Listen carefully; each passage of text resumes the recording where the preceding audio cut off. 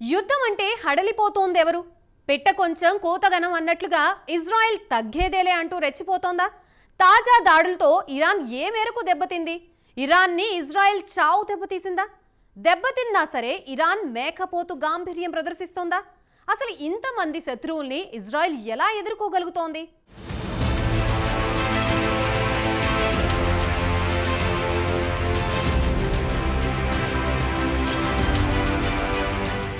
Israel ఇప్పుడు ఈ పేరు ప్రపంచవ్యాప్తంగా సంచలనంగా మారిపోయింది. ఎందుకంటే పిట్ట కొంచెం కూత ఘనం అన్న సామెత చందాన చిన్న దేశమైన చుట్టుపక్కల ఉన్న శత్రు దేశాలను గడగడలాడిస్తోంది ఇజ్రాయెల్. తమ జోలికి వెళితే ఎలా ఉంటుందో శత్రువులకు రుచి చూపిస్తోంది. తాజాగా ఇరాన్ మీద ఇజ్రాయెల్ చేసిన దాడితో కొన్నాళ్ల పాటు ఇరాన్ ఉక్కిరిబిక్కిరితో నిశ్శబ్దంగా ఉండక తప్పని పరిస్థితి. హిజ్బుల్లా, హమాస్ ఇటువంటి ఉగ్ర సంస్థలను పెంచి పోషించిన ఇరాన్ నిత్యం ఇజ్రాయెల్ మీద దాడులు చేపిస్తూ వస్తోంది. అయితే అక్టోబర్ 1న నేరుగా ఇరాన్ ఇజ్రాయెల్ మీద దాడి చేసింది. అందుకు ప్రతీకారంగా తాజాగా ఇజ్రాయెల్ ఇరాన్ను గట్టిగా దెబ్బకొట్టింది. దీంతో ఇరాన్ ఇప్పట్లో లేచే పరిస్థితి లేదంటూ అంతర్జాతీయ నిపుణుల్లో చర్చ జరుగుతోంది.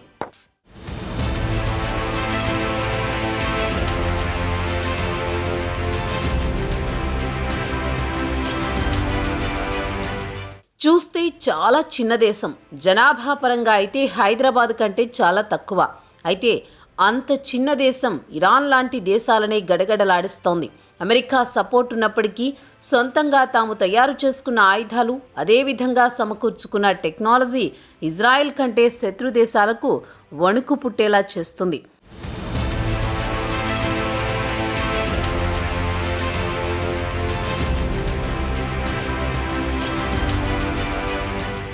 పశ్చిమాసియాలో తన శక్తి మరోసారి ఇజ్రాయెల్ ప్రపంచానికి చూపించింది. ఇరాన్పై సర్ప్రైజ్ అటాక్ చేసి టెహ్రాన్ ఉలిక్కి పడేలా చేసింది. రష్యా ఇచ్చిన S-300ని నమ్ముకున్న టెహ్రాన్ తాను ఎంత తప్పు చేశానో చింతించేలా చేసింది టెల్ అవీవ్. అరబ్ దేశాలు ఎలాంటి కుట్రలు, వ్యూహాలు చేసినా తన శక్తి సామర్థ్యాల ముందు అవన్నీ దిగదుడిపే అని ఇజ్రాయెల్ మరోసారి నిరూపించింది. మరోసారి ఇరాన్పై దాడితో తాను ఏం చేయగలను ఐడిఎఫ్ స్పష్టంగా అరబ్ ప్రపంచానికి చాటి చెప్పింది. ఇంతకీ ఇజ్రాయెల్ ఇరాన్ను ఎలా దెబ్బకొట్టింది? ఇరాన్ ఏమీ కాలేదని ఢాంబికాలు చెబుతున్నా జరిగిన నష్టంపై అంతర్జాతీయ నిపుణులు చర్చించుకుంటున్నారు.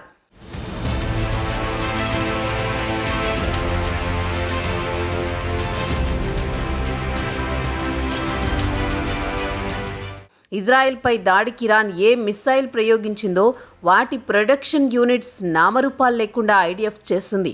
ఇజ్రాయెల్ దెబ్బతీస్తే ఎలా ఉంటుందో మరోసారి టెహ్రాన్కు రుచి చూపింది. మిస్సైల్ ప్రొడక్షన్ ఫ్యాక్టరీలు రీప్రొడక్షన్ చేయాలన్నా కనీసం 2 నుంచి 3 ఏళ్లు పట్టేట్టు ఉందని ఇంటర్నేషనల్ ఎక్స్పర్ట్స్ చెబుతున్నారు.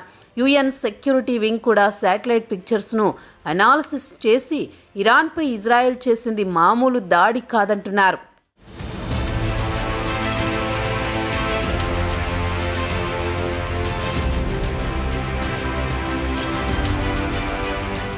ఇజ్రాయెల్ దెబ్బ కొడితే ఎలా ఉంటుందో ఇరాన్కు మరోసారి తెలిసి వచ్చింది. ఇజ్రాయెల్ మామూలు దెబ్బ కొట్టలేదు. శత్రువుపై దాడి చేస్తే ఆనుపానులు లేకుండా చేస్తానని మరోసారి ఇజ్రాయెల్ శనివారం దాడితో ప్రపంచానికి చాటి చెప్పింది. అబే మాకేం పెద్దగా కాలేదని ఇరాన్ చెబుతున్నా గుక్క తిప్పుకోకుండా ఇజ్రాయెల్ ఎయిర్ ఫోర్స్ చేసిన దాడికి ఇరాన్ మిలిటరీ వ్యూహకర్తలు ఏడుస్తున్నారు. ఎందుకంటే ఇరాన్ వ్యూహాత్మక క్షిపణి ప్రాజెక్టులపై గట్టిగా ఇజ్రాయెల్ దెబ్బ కొట్టింది. ఇజ్రాయెల్ దాడితో ఇరాన్ మిలిటరీ దాదాపు 2,000 కోట్లకు పైగా నష్టపోయి ఉంటుందని ఇంటర్నేషనల్ మిలిటరీ ఎక్స్పర్ట్స్ అంచనా వేస్తున్నారు.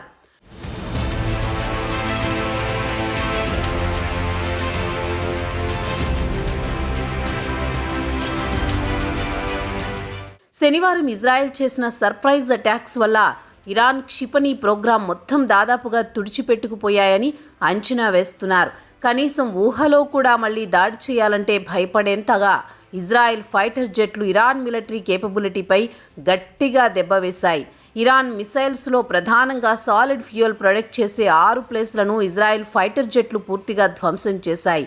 ఈ సాలిడ్ ఫ్యూయల్ తయారు చేయాలంటే ప్రత్యేకమైన ఎక్విప్మెంట్ అవసరం. వీటిని సొంతంగా ఇరాన్ తయారు చేసుకోలేదు. విదేశాల నుంచి దిగుమతి చేసుకుని మిసైల్స్ తయారీకి అవసరమైన ఫ్యూయల్ ప్రొడక్షన్ చేస్తారు.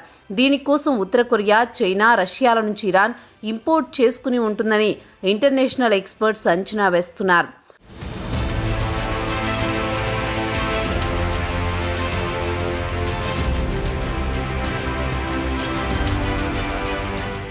మిసైల్ యూనిట్స్తో పాటు టెహ్రాన్లోని న్యూక్లియర్ సెంటర్కు సెక్యూరిటీగా ఉన్న S-300 సిస్టమ్ను కూడా ఇజ్రాయెల్ దాడుల్లో గట్టిగా దెబ్బతిన్నట్లు అంచనా వేస్తున్నారు. మరోవైపు పర్చిన్ మిలిటరీ కాంప్లెక్స్లో డ్రోన్ల మ్యానుఫ్యాక్చరింగ్ యూనిట్ పూర్తిగా ధ్వంసమైందని శాటిలైట్ పిక్చర్స్ ద్వారా తెలుస్తోంది. దీనిపై టెహ్రాన్ మౌనంగా ఉంది. కేవలం 4 మాత్రమే మృతి చెందారని ప్రకటించింది.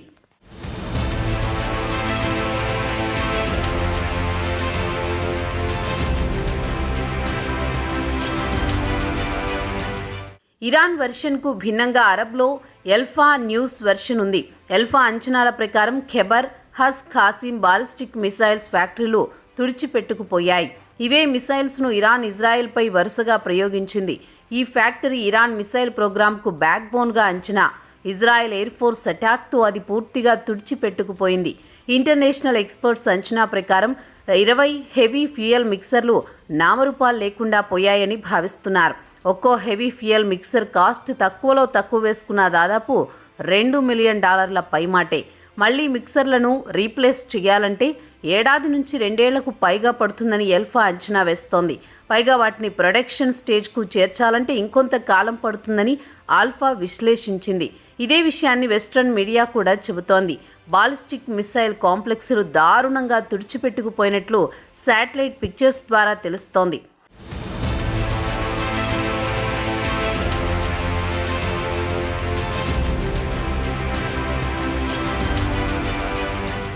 Solid fuel mixer production, export మీద అంతర్జాతీయంగా కఠినమైన ఆంక్షలున్నాయి. అయినా సరే మిసైల్ ప్రొడక్షన్లో వాడే ఈ మిక్సర్లను ఇరాన్, చైనా, దక్షిణ కొరియా, రష్యాల నుంచి దిగుమతి చేసుకుని ఉంటుందని అంచనా వేస్తున్నారు. ఈ దెబ్బతో ఇరాన్ పెద్ద మొత్తంలో మిసైల్స్ ప్రొడక్షన్ చేయలేదని నిపుణులు అంచనా వేస్తున్నారు. మిసైల్ రీప్రొడక్షన్ స్టార్ట్ చేయాలంటే చాలా కాలమే పడుతుంది. వ్యూహాత్మకంగా ఇరాన్ ఆయువు పట్లపై ఇజ్రాయెల్ దెబ్బ కొట్టిందని అంతర్జాతీయ నిపుణులు అంచనా వేస్తున్నారు.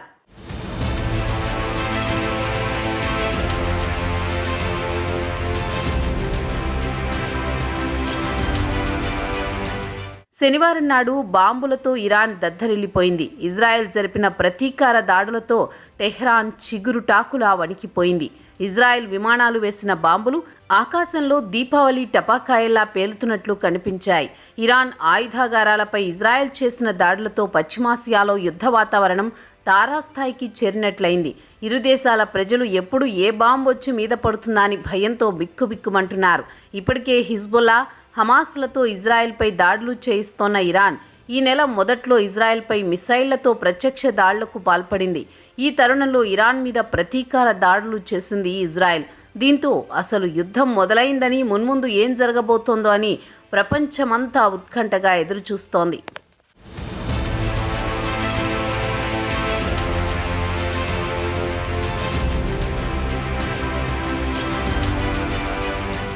మొదటి 2 ప్రపంచ యుద్ధాలకి ప్రపంచం ఎంతగా నాశనమైందో ప్రత్యేకించి చెప్పనక్కర్లేదు. టెక్నాలజీ పెద్దగా లేని రోజుల్లోనే ప్రపంచం వణికిపోయేలా బాంబుల మోతతో దద్దరిల్లింది. లక్షల ప్రాణాలు గాల్లో కలిసిపోయాయి. మరి ఇప్పుడు అత్యాధునిక టెక్నాలజీ వేల కిలోమీటర్ల దూరంలో ఉన్న లక్ష్యాల్ని కూడా క్షణాల్లో ఛేదించే వ్యవస్థ, హైడ్రోజన్ బాంబులు, అత్యాధునిక మిసైళ్లు అన్ని దేశాల దగ్గరే ఉన్నాయి. ఇజ్రాయెల్, ఇరాన్ మధ్య జరుగుతున్న యుద్ధం మరింత ముదిరితే పరిస్థితి ఏంటి? అసలు ఈ 2 దేశాల మధ్య గొడవకి ఎండ్ కార్డు పడుతుందా లేదా? ఇరాన్ ఇంతలా కక్ష పెంచుకున్న, ఉగ్రవాదులతో తమపై దాడులు చేయిస్తున్న, ఇసుమంత కూడా అదరక బెదరక పోరాటం చేస్తున్న ఇజ్రాయెల్ ధైర్యం చూస్తే ఎవ్వరికైనా ముచ్చటేయక మానదు. మరి యుద్ధం ఇక్కడితో ఆగుతుందా? లేదంటే ప్రపంచంలో 2 గ్రూపులుగా పవర్ఫుల్ అణ్వాస్త్రాలు ఉన్న దేశాలు ఇరుపక్షాల వైపు నుంచి రంగంలోకి దిగితే పరిస్థితి ఏంటి?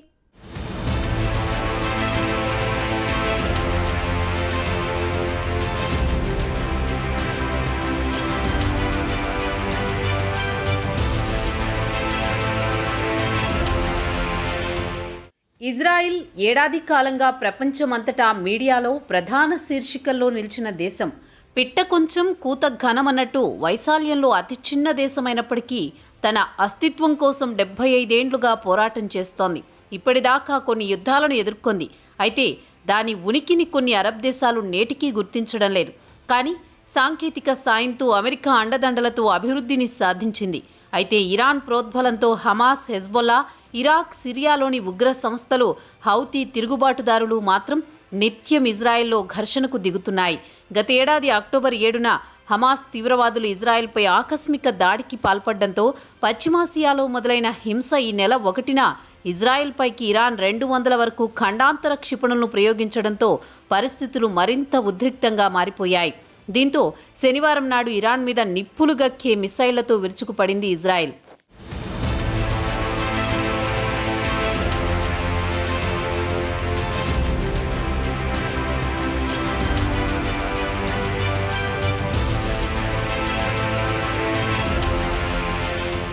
ఒకప్పుడు టర్కీ తర్వాత ఇజ్రాయెల్ను గుర్తించిన రెండో ముస్లిం దేశం ఇరాన్. కానీ నేడు అది ఇజ్రాయెల్ బద్ధ శత్రువుగా మారిపోయింది. దాని ప్రోద్బలంతోనే నేడు లెబనాన్లోని హెజ్బొల్లా, ఇరాక్, సిరియాలోని ఉగ్రవాదులు, యెమెన్లోని హౌతీ తిరుగుబాటుదారులు నిత్యం ఇజ్రాయెల్పై కాలు దువ్వుతూనే ఉన్నారు. వీటికి తోడు పక్కలో బల్లెంలా పాలస్తీనాలోని హమాస్ అవకాశం దొరికినప్పుడల్లా ఇజ్రాయెల్పై విరుచుకు పడుతూనే ఉంది. శత్రువులను బలహీనపరచడం ద్వారా మరికొందరు, శత్రువులను స్నేహితులుగా మార్చుకోవడం ద్వారా ఇజ్రాయెల్ తన మనుగడ సాగిస్తున్నది. అమెరికా మద్దతు, తన సైనిక బలం, నూతన ఆవిష్కరణలు, సాంకేతిక పరిజ్ఞానం, పటిష్టమైన గూఢచార వ్యవస్థ, నిఘా విభాగం, బలమైన ఆర్థిక వ్యవస్థ ఇజ్రాయెల్కు అత్యంత కీలకమైనవి. ఇక ఇజ్రాయెల్ పౌరులు మెరికల్ లాంటి వారు. ప్రతి ఒక్కరూ క్రావ్ మాగా అనే యుద్ధ విద్యలో నైపుణ్యం పొంది ఉంటారు.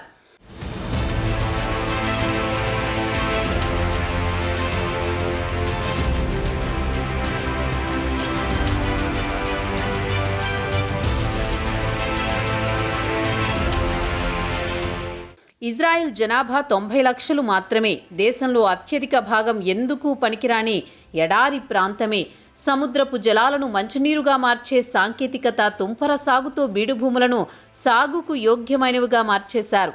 ప్రపంచవ్యాప్తంగా సైబర్ సెక్యూరిటీ సాంకేతికతకు అందిస్తున్న కంపెనీల్లో 40% ఇజ్రాయెల్కు చెందినవే ఉన్నాయి. తనకున్న ఇంజనీరింగ్ నైపుణ్యంతో ముడిసరుకు, ఇంధన వనరులు, చిన్న మార్కెట్లు వంటి అన్ని సవాళ్లను ఇజ్రాయెల్ ఎదుర్కోగలిగింది. ప్రపంచవ్యాప్తంగా ఆయుధాలను ఎగుమతి చేస్తున్న 10 టాప్ దేశాల్లో ఇజ్రాయెల్ ఒకటి.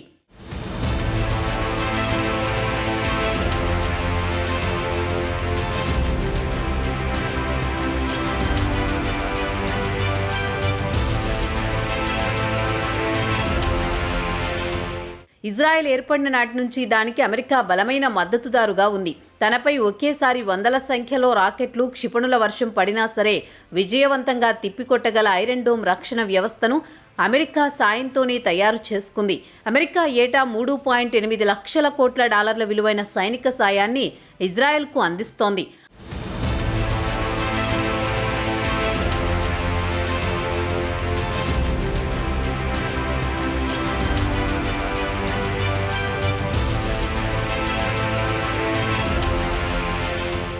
అక్టోబర్ 1న ఇజ్రాయెల్పై ఇరాన్ జరిపిన క్షిపణి దాడులకు ఇజ్రాయెల్ నుంచి ఎప్పటికైనా ప్రతిస్పందన ఉంటుందని అందరూ అనుకున్నదే. ఇరాన్లోని కొన్ని సైనిక స్థావరాలపై శనివారం తెల్లవారుజామున ఇజ్రాయెల్ వైమానిక దాడులకు దిగింది. ఇంటెలిజెన్స్ సమాచారం ఆధారంగా వైమానిక దాడులు చేశామని ఇజ్రాయెల్ డిఫెన్స్ ఫోర్సెస్ ప్రకటించింది. ఇరాన్ క్షిపణి కేంద్రాలపై ఈ దాడులు చేసినట్టు తెలిపింది. ఈ క్షిపణి కేంద్రాలలోనే ఇరాన్ ఇజ్రాయెల్పై దాడులు చేయడానికి కావలసిన మిసైళ్లను తయారు చేసింది. అయితే ఇప్పుడు ఆ వ్యవస్థను ఇజ్రాయెల్ దెబ్బతీసింది. ఇరాన్ రాజధాని టెహ్రాన్ను లక్ష్యంగా చేసుకున్న ఇజ్రాయెల్ శనివారం నాడు వందలాది విమానాలతో భీకర దాడులు జరిపింది. ఈ దాడుల నేపథ్యంలో జరిగిన పేలుళ్లతో టెహ్రాన్ చిగురుటాకులా కనిపించింది. పశ్చిమాసియాలో నెలకొన్న ఉద్రిక్తతలకు తోడు తాజా దాడుల నేపథ్యంలో యుద్ధ భయాలు నెలకొన్నాయి. ఇప్పటికే గాజాలో హమాస్, లెబనాన్లో హిజ్బొల్లాతో ఇజ్రాయెల్ పోరాడుతోంది. ఇప్పుడు ఇరాన్ మీద నేరుగా బాంబు దాడులకు దిగింది. ఈ నెల మొదట్లో ఇజ్రాయెల్పై ఇరాన్ బాలిస్టిక్ క్షిపణులతో దాడి చేసింది. ప్రతిగా ఇజ్రాయెల్ ఇప్పుడు 100కు పైగా యుద్ధ విమానాలతో ఇరాన్పై విరుచుకుపడింది. ఈ పరిస్థితులు ప్రపంచాన్ని భయం గుప్పిట్లో నెట్టేశాయి.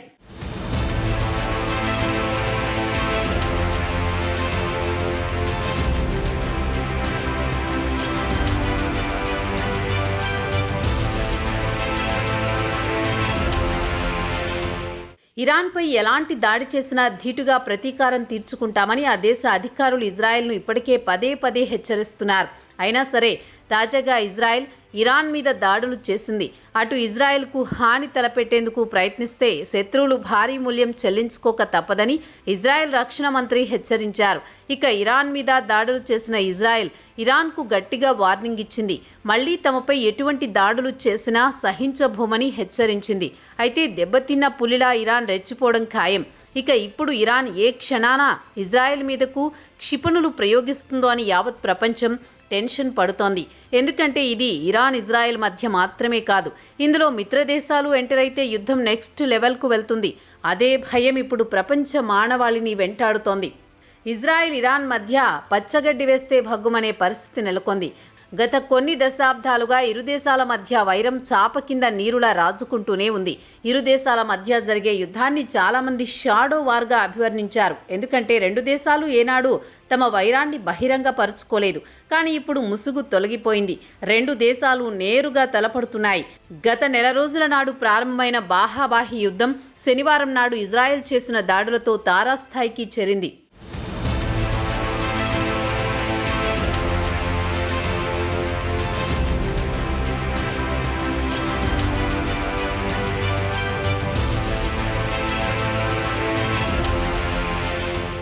గత ఏడాది అక్టోబర్లో ప్రశాంతంగా ఉన్న ఇజ్రాయెల్పై పాలస్తీనా మిలిటెంట్లు హమాస్ మెరుపుదాడి చేసి 1200 మందిని దారుణంగా చంపేశారు.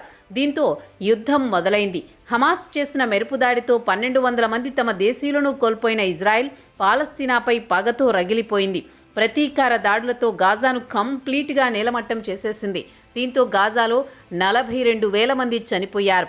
అంతేకాదు లక్షల మంది నిరాశ్రయులయ్యారు. ఇటు హిజ్బొల్లాకు చుక్కలు చూపించింది ఇజ్రాయెల్. మిలిటెంట్ లీడర్లను మట్టుబెట్టింది. దీంతో నేరుగా ఇరాన్ రంగంలోకి దిగి ఇజ్రాయెల్ మీద దాడి చేసింది. ఇజ్రాయెల్ దాడులతో హమాస్, హెజ్బొల్లా మిలిటెంట్ లీడర్లు మరణానికి ప్రతీకారంగా ఇరాన్ ఇజ్రాయెల్ మీద బాలిస్టిక్ క్షిపణుల వర్షం కురిపించింది. ఈ దాడులతో మిడిల్ ఈస్ట్ దద్దరిల్లిపోయింది. ప్రపంచమంతా షాక్కు గురైంది. అయితే అప్పుడే ఈ దాడులపై స్పందిస్తూ ఇజ్రాయెల్ టైం, ప్లేస్ సరిగ్గా చూసుకుని మా ప్రతీకారం ఎలా ఉంటుందో చూపిస్తామని తీవ్రంగా ప్రకటించింది. చెప్పినట్లుగానే తాజాగా ఇరాన్ మీద విరుచుకుపడింది ఇజ్రాయెల్. తమ తడాఖా ఏంటో చూపించింది. ఇరాన్కే చుక్కలు చూపిస్తుండటంతో మిగతా శత్రు దేశాలు కూడా ఇజ్రాయెల్ దెబ్బకు వణికిపోతున్న పరిస్థితి.